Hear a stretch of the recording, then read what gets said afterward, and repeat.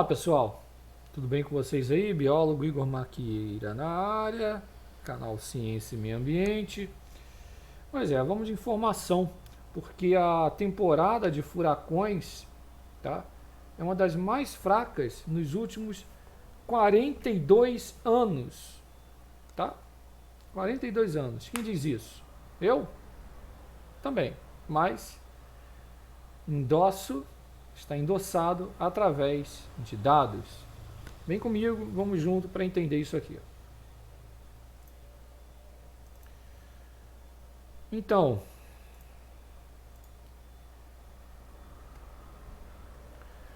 dê uma olhada aí, ó. Depois de quase 4 décadas dessa propaganda climática, né, e falha, politicamente planejada, impressionante, de alegações de piora dos impactos climáticos globais, etc., os dados mostram outra coisa, tá? Os dados científicos da temporada de furacões mundiais, medidos inclusive pela NOAA, para todo o ano de 22, e de tempestades tropicais, mostram que as tempestades globais estavam em seus níveis de força mais baixos nos últimos 42 anos, desde 1981. Tá? Isso, conforme mostrado pelo gráfico abaixo, tá? E esse gráfico, né, chamado ACE, né, é a energia acumulada do ciclone ali, do evento, para compreender aí, refletindo inclusive a frequência combinada, intensidade, duração de todas as tempestades. E esse dado, ele é do Departamento de Ciências Atmosféricas do Colorado, da Colorado State University, tá? Na Universidade do Estado do Colorado, que rastreia os dados de tempestades tropicais do Centro Nacional de Furacões lá da NOAA. Então vocês podem notar que desde 1980, tá, até 2022, tá, aqui está a energia ciclônica acumulada, vocês podem notar que se a gente traçar aqui, ó, é praticamente uma constante, né?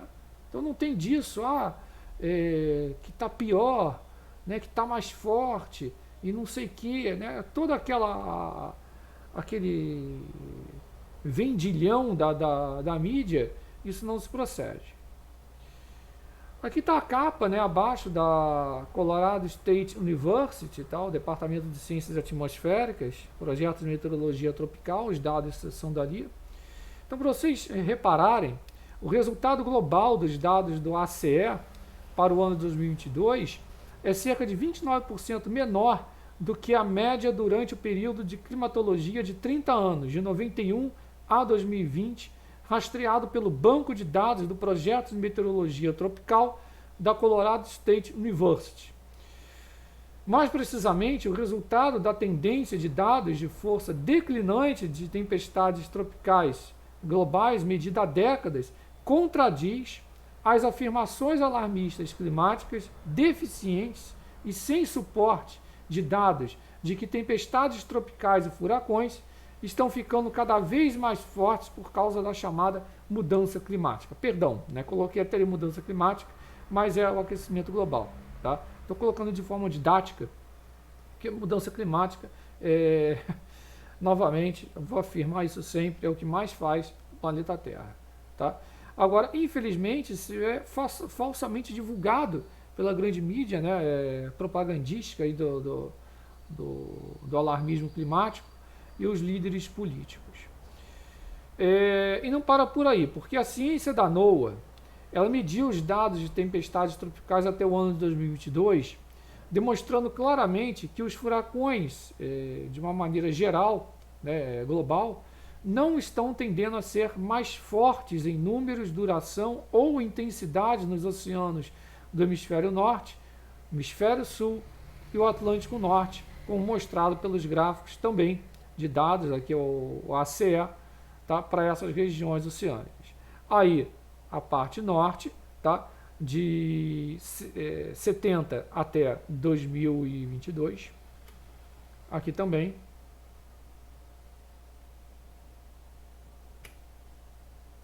e aqui também.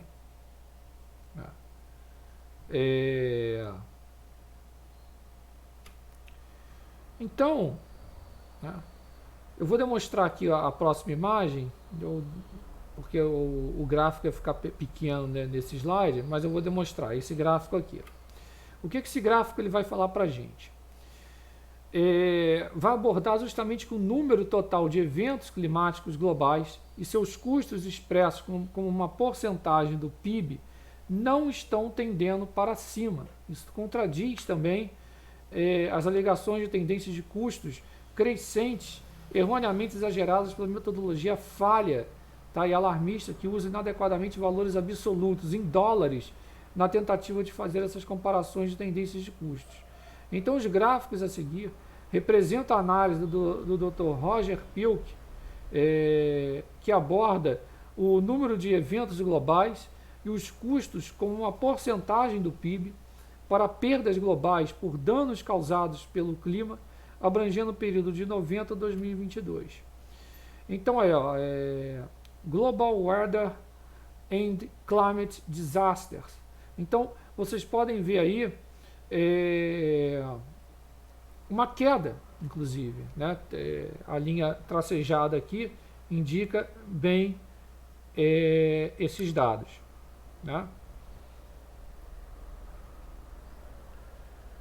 Aqui também, né, esse outro dado aqui, demonstrando também uma queda, né? Não tem uma subida por causa disso tudo aí. Aqui também o número de tornados mais fortes, né, F3, diminuiu consistentemente de 70 a 2020, conforme mostrado pelos dados da NOAA no gráfico abaixo. E que, lamentavelmente, esses dados, vocês podem se perguntar assim, ficar um pouco chocados, né? Caramba, professor, eu não vi esses dados aqui, né? Eu vi os dados lá do degelo nos Alpes, né? Etc. Agora todo mundo só fala da onda de calor da Europa. Então, para terminar, eu tenho que citar isso, não tem como. Lamentavelmente, certos pesquisadores, as pessoas embarcaram, né, nessa onda do aquecimento global antropogênico e pega qualquer fenômeno meteorológico, não é climático, ou seja, evento de tempo, para corroborar justamente mudanças climáticas, aquecimento global, tudo isso com a forma, endossando, né, as causas antropogênicas, querendo endossar.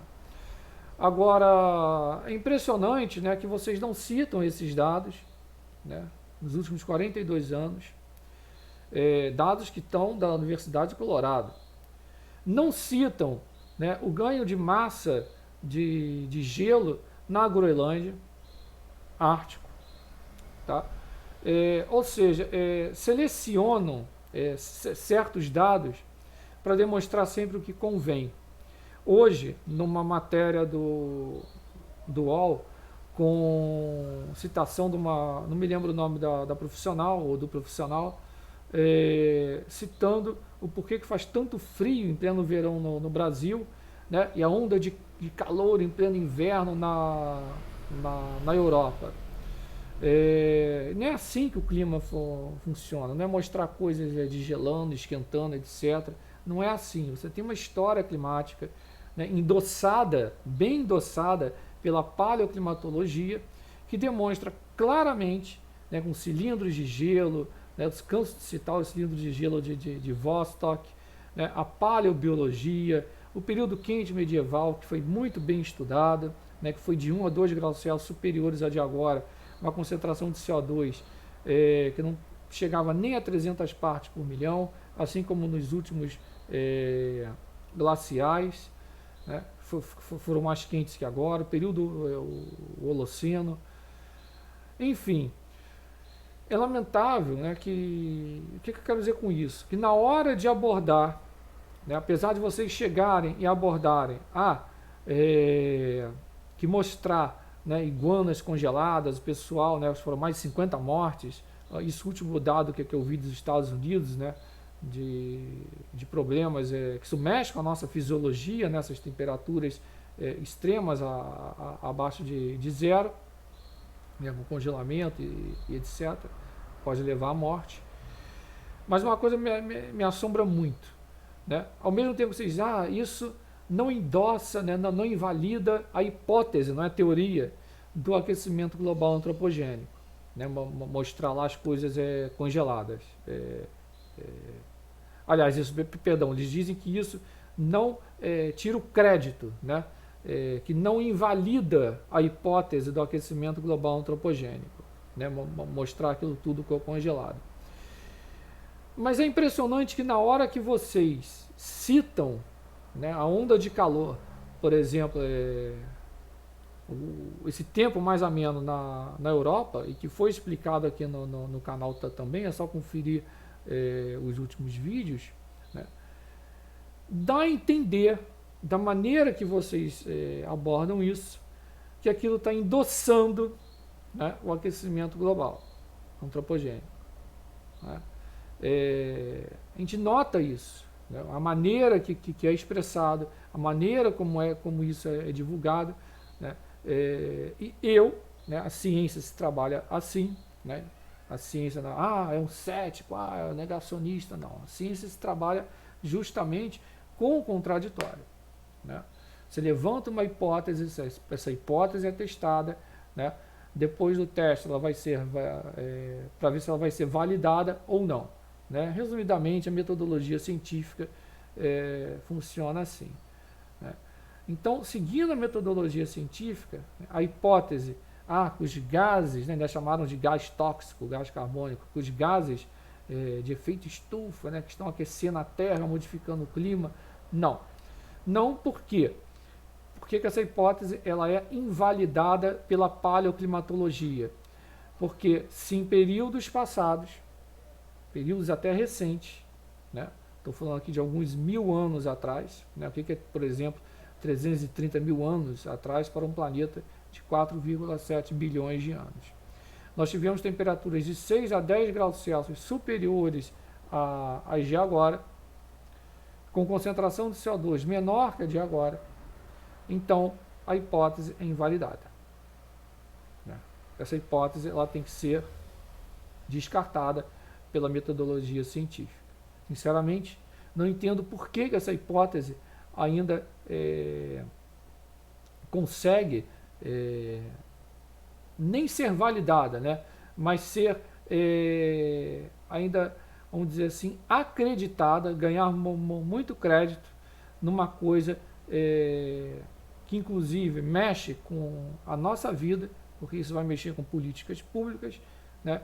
Então, quando vai para a política pública, é aquele ditado: se você pagar muito, né, para emitir CO2, e chamados créditos de carbono, né, a chamada energia verde, que de verde não tem nada, está aí o resultado, inclusive, na Europa, né, e divulgar assim de forma rápida, porque o frio mata muito mais do que o calor. O que aconteceu?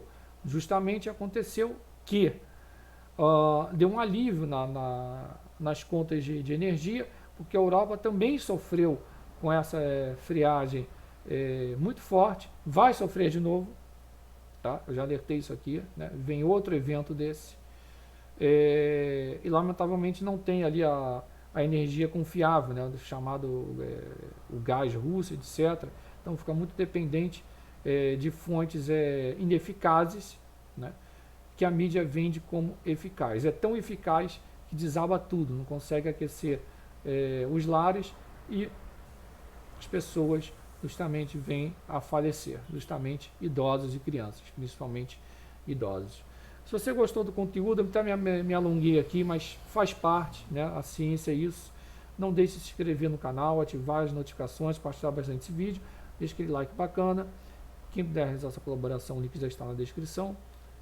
E Ciência e Meio Ambiente, canal Alerta do Tempo, para você ficar bem informado. Forte abraço, tamo junto, fique na paz.